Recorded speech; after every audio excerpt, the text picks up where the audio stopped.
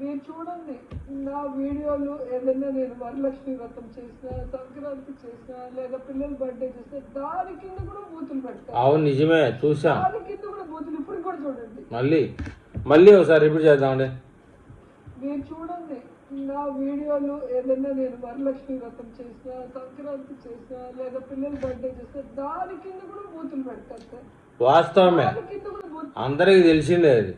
Good morning అని పొద్దున్నే లేస్తావు, పాలు తాగుతావు, ఓట్స్ తాగుతావు, ఇంకా పేద ప్రజలు తినకుండానే తింటావు. ఇవన్నీ కూడా సోషల్ మీడియాలో పెడతావు. అయితే అసెంబ్లీ సాక్షిగా బూతులను పరిచయం చేసింది నువ్వే, రోజా గారు.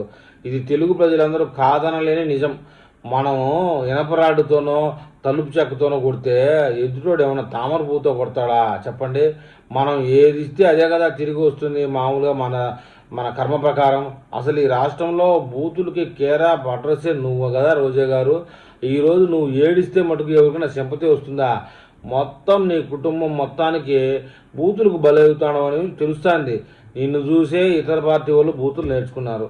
ముందుగా నీ మీదనే ప్రయోగం చేస్తూ ఉన్నారు. ఇందులో ఎలాంటి అబద్ధం లేదు. నువ్వైతే బూతులతో చాలా ఇబ్బంది పడతావు. ఉదయాన్నే లేస్తావు, గుడ్ మార్నింగ్ అంటావు, కింద బూతులు. మళ్ళీ ఏదైనా పండగ పబ్బం వస్తే శుభాకాంక్షలు చెప్తావు, కింద బూతులు. క్రికెట్ మ్యాచ్లో మన ఇండియా గెలవాలంటావు, అది ఓడిపోతుంది, కింద బూతులు. ఏది జరిగినా, ఏ పెళ్లికి పోయినా వాళ్ళని దీవిస్తావు, కింద బూతులు. నీ జీవితమే బూత్ అయిపోయింది రాజా గారు. ఏంటంటే అసలు బూతు పదం రాజకీయాల్లోకి బలవంతంగా చూపించింది నువ్వు.